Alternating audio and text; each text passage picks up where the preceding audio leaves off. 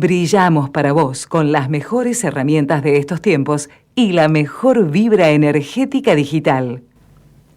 Hola, ¿qué tal? Muchísimas gracias por estar ahí del otro lado. Esa es una edición más de nuestra columna editorial semanal por aquí, por Galáctica Radio y Televisión Digital, que se transmite por internet para todo el mundo.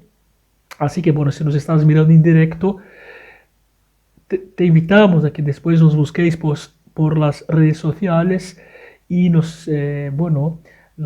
podéis seguirnos, por supuesto.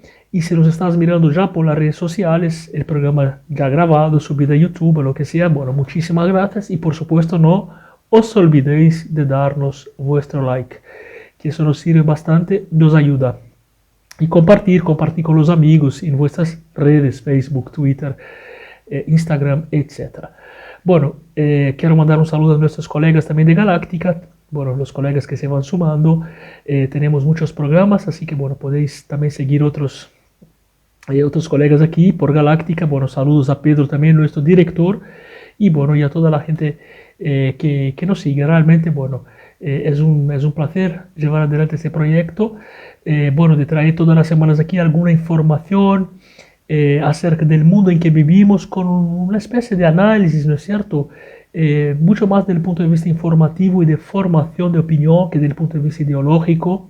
Como he dicho ya, tengo mis ideologías, pero no es la idea traer aquí ningún tipo de catequización. O sea, la idea realmente que, bueno, traer información y, bueno, y poder analizar junto con vosotros, para que podamos pensar nuestro mundo, ¿no es cierto? Hoy vamos a hablar del mundo post-Guerra Fría. ¿Qué es lo que tenemos hoy? ¿Esa es una nueva Guerra Fría? Y si es, si no es, ¿por qué?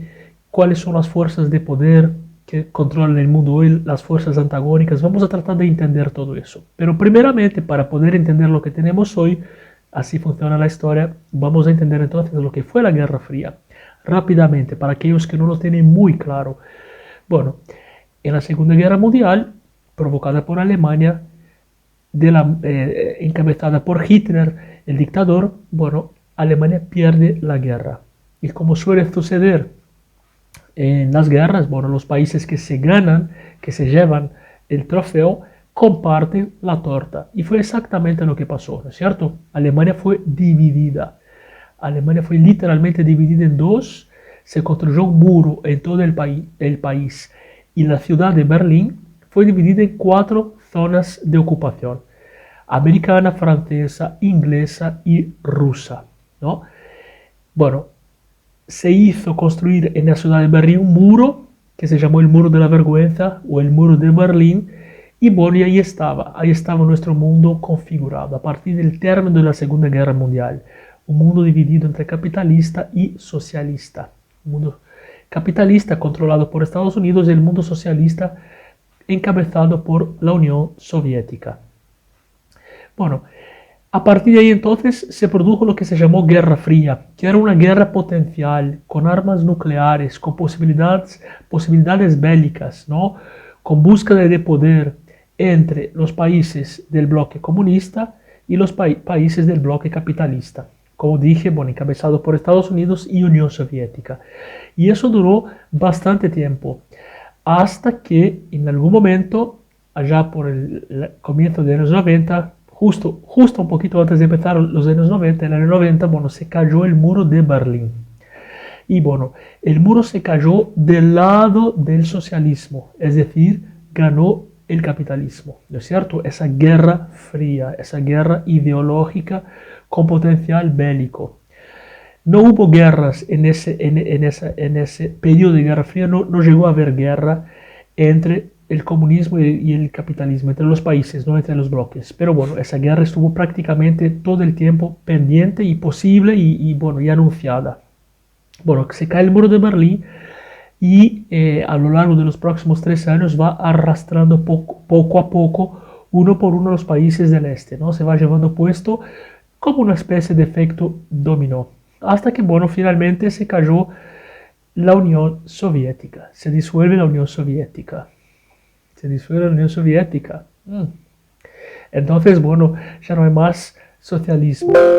Bueno, digamos, porque sabemos que el socialismo siguió existiendo, sigue existiendo, como también el capitalismo. Bueno, eso no tiene que ver solamente con tener un país socialista, ¿no es cierto? Pero aquí quiero resaltar una cosa también. Cuando hablo de socialismo, el sistema, la Unión Soviética era un país que tenía un sistema autoritario, ¿no es cierto? Un sistema cerrado, porque hay países en Europa que son socialistas. Por ejemplo, los países nórdicos que tienen gobiernos socialistas. Entonces hay que tener cuidado también para separar lo que es la Unión Soviética, el socialismo soviético, que fue, bueno, dentro de un sistema autoritario, y lo que es ser un país socialista libre, ¿no es cierto? Libre dentro de la democracia. Estamos hablando de un sistema que fue fuera de lo democrático. Bueno, como el capitalismo también puede ocurrir dentro de un sistema democrático, como por ejemplo Estados Unidos, o puede ocurrir fuera del sistema democrático, como por ejemplo China. Entonces, bueno, para poder comprender eso que es tan complejo, hay que saber separar lo que es el sistema económico del sistema político. Entonces, al capitalismo le decimos sistema económico, ¿no? Y a la democracia el sistema político. Bueno, entonces, bueno, en ese momento China empezaba a dar sus primeros pasitos para empezar a ser una líder mundial. En aquel entonces no, pero ya se decía, todos decían, y yo me acuerdo que se decía, China viene dentro de 20 años, dentro de 15 años, y bueno, todos decían que China iba a crecer, que bueno, parecía algo ilógico, nadie entendía por qué, pero los especialistas ya lo sabían, los politólogos ya lo decían, ¿no? Y así fue. Poco a poco China fue ganando espacio y bueno, fue ganando un poco de espacio en ese juego. Bueno, de cierta forma vivimos al principio del post de la caída del mundo soviético. Bueno, estábamos completamente faltos de ideología, ¿no? Era un mundo absolutamente desprovisto de ideologías fuertes. Había líderes mundiales, por supuesto, como Nelson Mandela, pero no eran líderes que representaban uno de los dos polos del mundo. Tenía que ver con otras causas, ¿no es cierto? No eran líderes, por ejemplo, como fue, por ejemplo, del siglo XX, Lenin, Reagan, Thatcher, Trotsky, en fin, Stalin, líderes que representaban de un extremo o del otro extremo, en fin, que representaban un sistema de poder hacia el comunismo, hacia el capitalismo, hacia la derecha, hacia la izquierda, etc. Bueno, dicho eso, poco a poco, bueno, las agendas fueron cambiando al final del siglo XX. Si bien el socialismo se derrumbó, bueno, el pensamiento socialista, el pensamiento de izquierda, bueno, tuvo también una diseminación por todo el mundo. Empezó, por ejemplo, a producirse, por ejemplo, más agenda ecológica, más agenda de igualdad, de cuestiones igualitarias, y eso todo se diseminó por el mundo también, ¿no es cierto? Digamos que de cierta forma fue cultural, no hubo un traslado del socialismo desde lo político hacia lo cultural, mientras que el capitalismo, bueno, siguió a todo vapor también, incluso en China, e inclusive en Rusia también, ¿no? Porque Rusia es un país hoy capitalista, exactamente, el modelo. Bueno, en los últimos años lo que hemos visto entonces es un desplazamiento de la hegemonía que antes era de la Unión Soviética hacia China. China hoy detiene ese nuevo centro de poder, ¿no es cierto?, que representaba antes la Unión Soviética y todo el bloque, porque no solamente la Unión Soviética, pero todos los países del bloque, ¿no es cierto?, y Cuba en América Latina. Bueno, entonces eso se desplazó hacia China poco a poco y bueno, hoy lo detiene China. Y Estados Unidos, bueno, le hacen el frente todavía. Bueno, con la ascensión de Trump al poder, en los últimos años hemos visto eso exacerbarse a unos extremismos, ¿no es cierto? Entonces, bueno, y China, bueno, China tiene un sistema que es un sistema capitalista, pero que a la vez no juega el juego democrático. Y bueno, ¿qué pasa?